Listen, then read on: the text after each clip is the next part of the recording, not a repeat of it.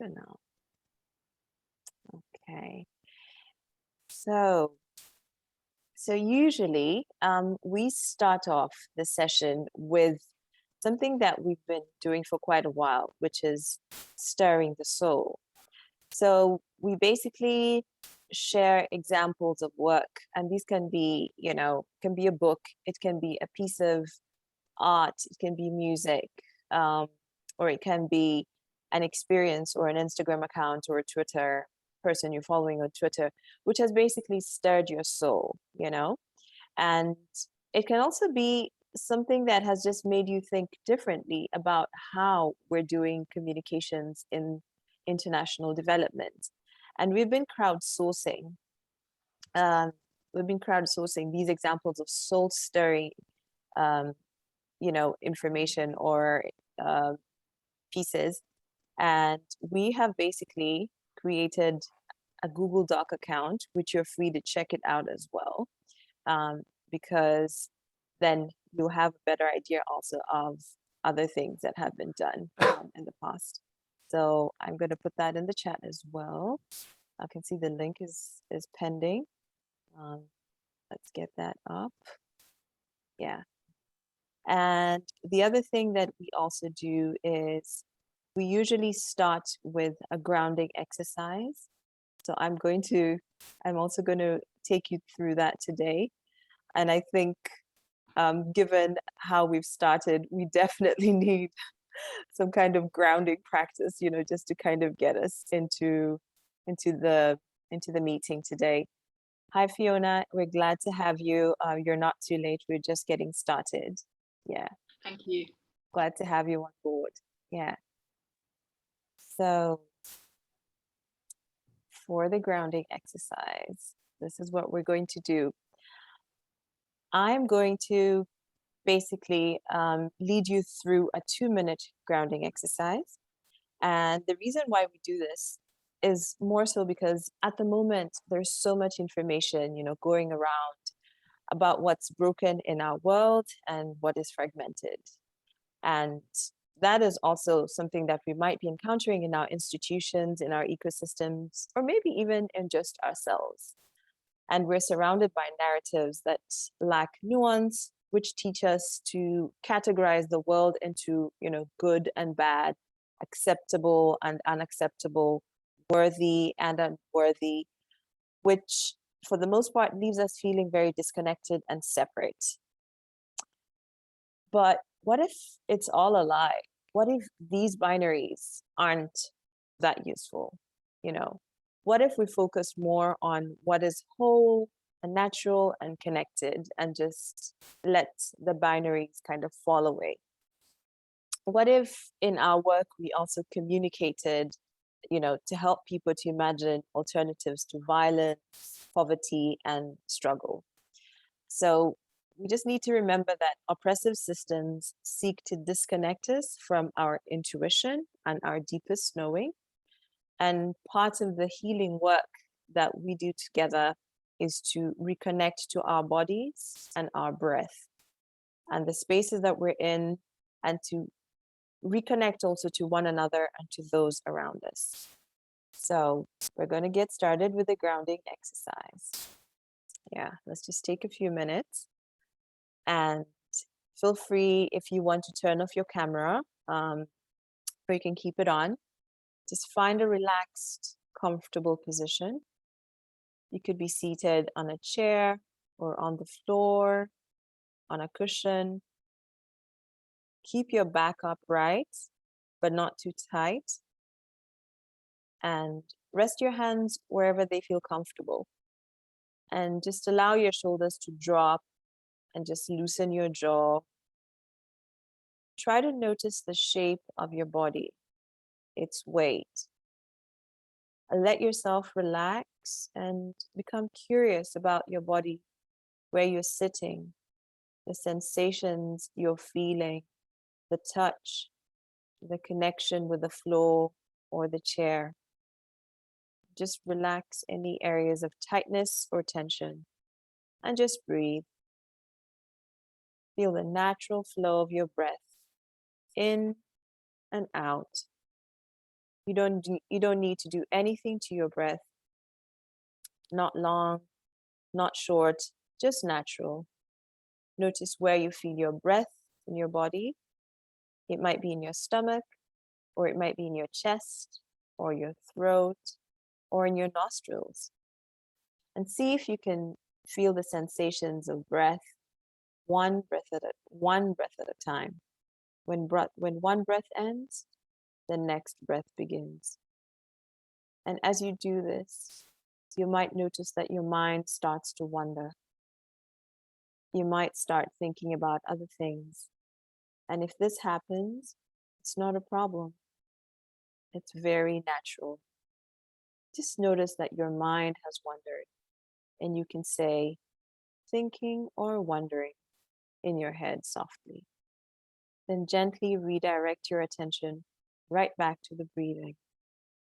And stay here for a couple more seconds. So just notice your breath.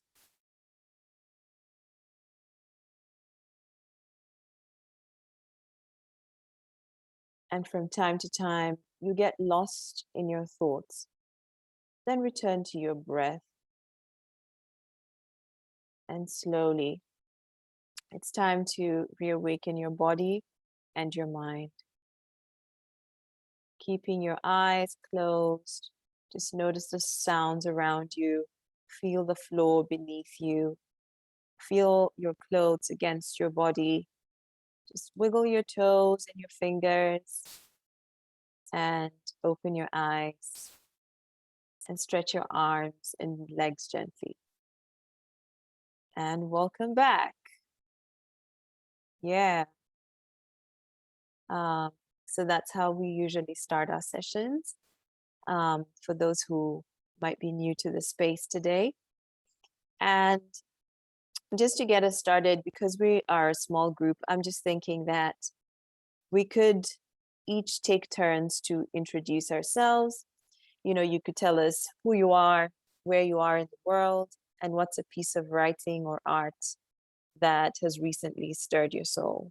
And you're free to share links. Yeah, so I'll start. So my name is Joanne. I live in Geneva, and I'm originally from Kenya, and Geneva is home for the last 3 years. And I work as a communications consultant with an agency in Germany.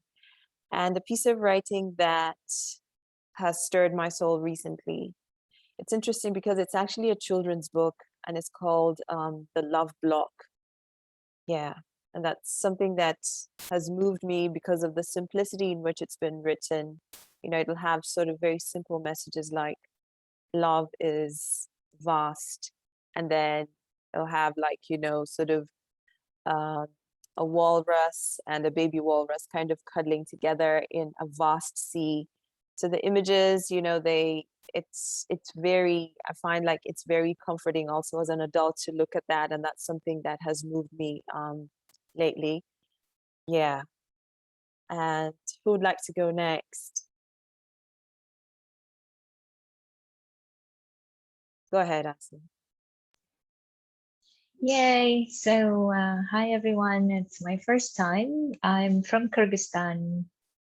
I live in Italy now, and I work as a life coach. I used to be in the humanitarian world for 10 years, and I decided that I want to start a new path, helping humanitarians suffer less if they chose to. That's at least something that I'm aiming for. And the thing that I think I'm celebrating this week specifically is my sister, because she has 4 grown-up children and 5 grandchildren, and she decided that she wants to study against all odds, especially people around her in the community telling, how on earth would you study if you are already ending your life? And she decided life doesn't end that way. So I'm happy and celebrating all women who are against all odds, are deciding to do something that they always wanted to do, even when everyone else says it's crazy. So that's my inspiration for the week. Thank you. Oh, great. That's lovely to hear. Thanks, Asil. Next person. Hi, I'm Lucy. I'm in London in the UK, and I work with an American Quaker organisation, American Friends Service Committee. And I really enjoy healing solidarity, and everything you do is brilliant. So thanks for that. And something I'm reading at the moment is actually, it's a practical book on Reiki. I've had some very good experiences receiving Reiki, and I'm going to do a one-day training to practice on friends and family. But the book's brilliant, and it's a philosophy. It's not just Reiki. I didn't know. It's much more than a process of, healing. So it's really lovely, and it's just called Reiki, and that's and it's great hearing from you, Aisel. Do you pronounce your name Aisel? I've been working in development and peace building for like 20 years. I'm about to start training as a coach as well. So I'm really interested to know more about your choice of trainer. Oh, great. Yeah. Thanks, Lucy. Feel free to share the book, also the title of the book, in the chat. Yeah. Great. And Fiona? Hi, thanks for having me. I'm sorry I was a bit late. So I'm Fiona. I am also based in London in the UK, and it's quite hot today. And I'm a freelancer. I work collaboratively with my freelance partner and with different small organisations, mainly of women living with HIV, on HIV and gender and violence against women. And I am reading at the moment a book that I absolutely love. It's called Women and Nature, and it's a collection of excerpts from women writing about nature and living in this big belly of the beast city. I really crave nature. So yeah, it's definitely feeding my soul. Thanks. Great. Hi, Christine. Hi, Anna Martine. Glad to have you. Sorry. No problem. Yeah. And we're just doing the soul stirring today, sharing individually because we are a smaller group. And of course, our special guest, FA, just a few words because I'm still going to introduce you later on. Sure, I'm Efe. I'm based in Istanbul, and I'm the editor-in-chief of an online platform called Mangal Media. We started it about 5 years ago, and I'm really enjoying right now a book called An Artist of the Floating World by Kazuo Ishiguro.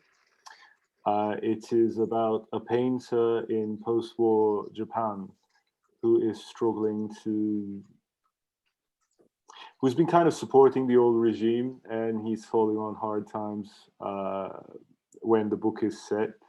And I think it gives an interesting insight about how to write history from like an individual perspective. And yeah, I find it quite interesting. Great. Thanks for sharing, FA. I'm glad to have you here. My pleasure. Yeah, Christine or Anna Martine, we're just sharing, where we are and what is something that is stirring our souls. So please go ahead, Christine.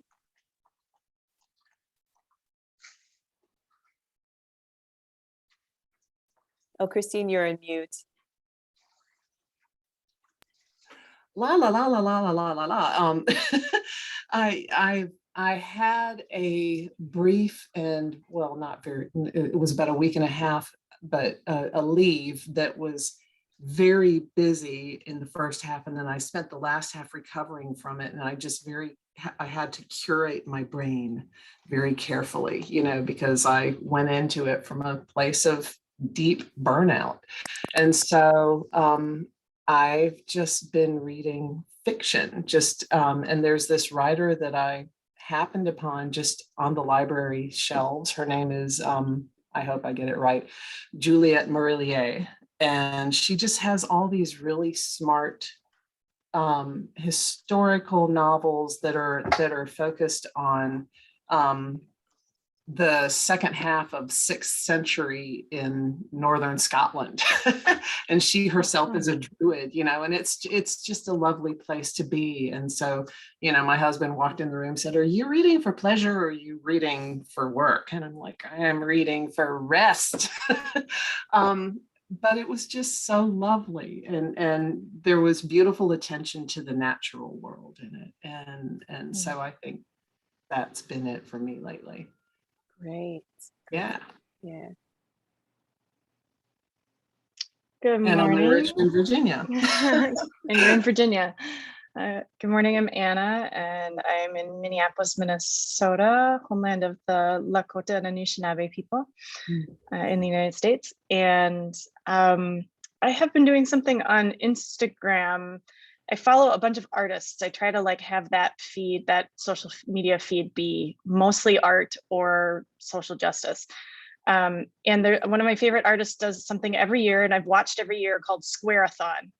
And she posts prompts, making prompts for every day of the month during September. And the only requirement is it be a square.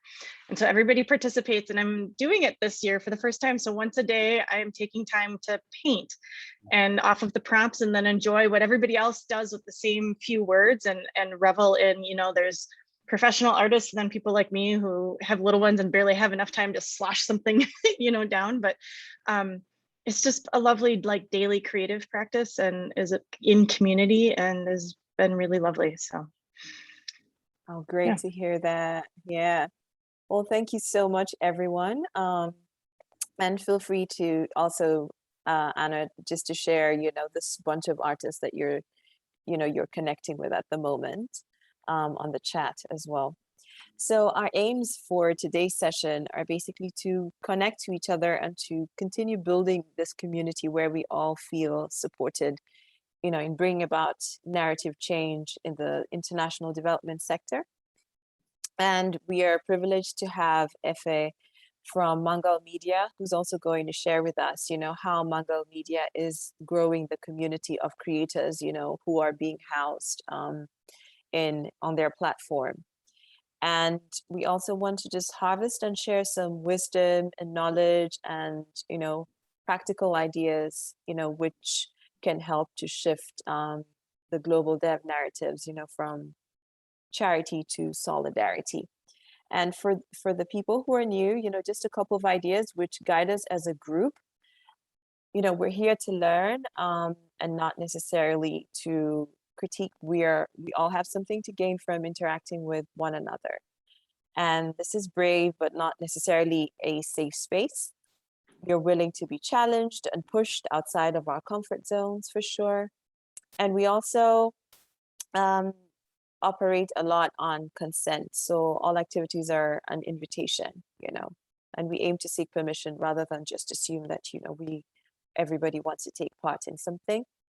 And the last one, we emphasize on using I, not we, because we don't want to generalize or assume that everyone has a universal lived experience, given the differences in race, ethnicity, or gender, or class or privilege. Oh yeah, and of course the most important one, actually, it's just dare to be unprepared.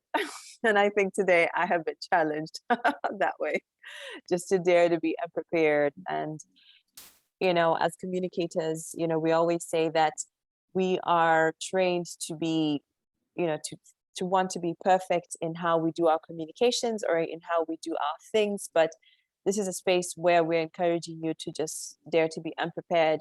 You're welcome to say what you have to say, if it's imperfect, or as long as it's authentic, so we don't have to exercise the same precision that is expected of us in our workspace. And now the most exciting part, drum roll. Yeah, FA. I am so glad that this has worked out.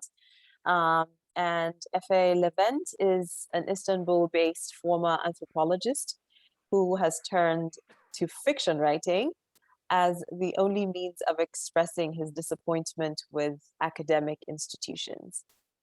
And FA is the founder and editor of Mangal Media, which has been in operation since 2016.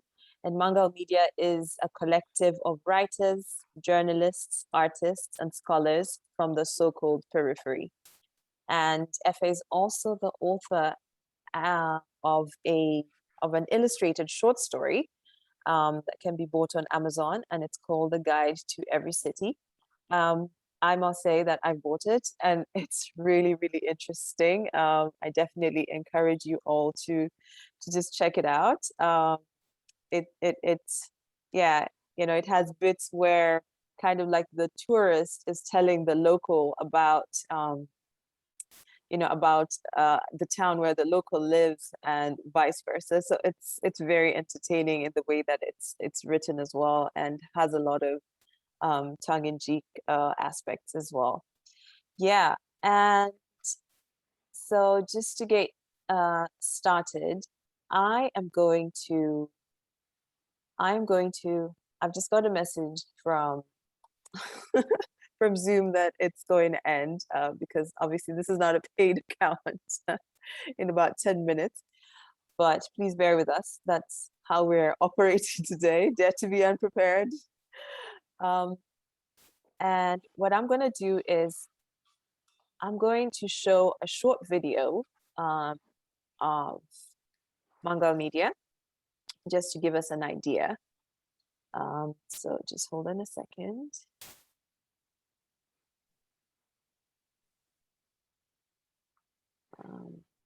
Okay. All right. And okay, so let's do this. Okay.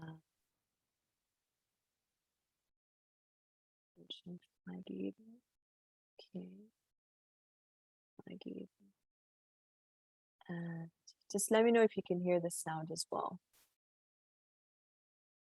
Can you hear the sound? No? Okay, 1 second.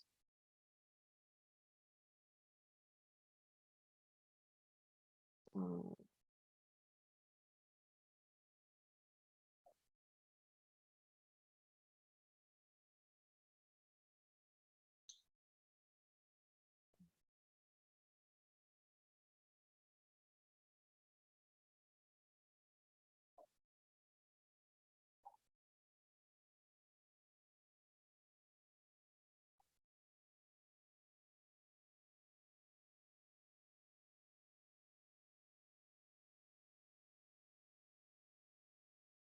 Okay.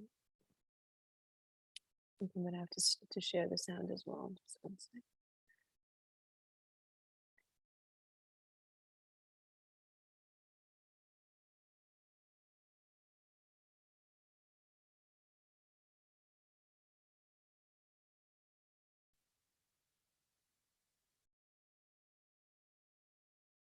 Okay.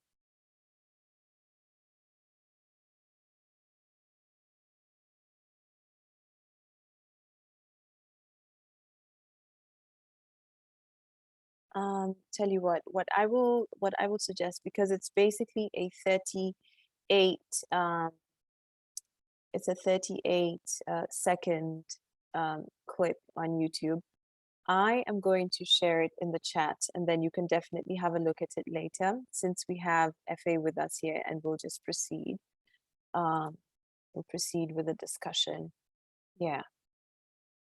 So FA, so the first time that I came across Mangal Media was on Twitter, and there was basically a whole discussion on finding alternative words to refer to developing countries, you know, and kind of to move away from terms like global south.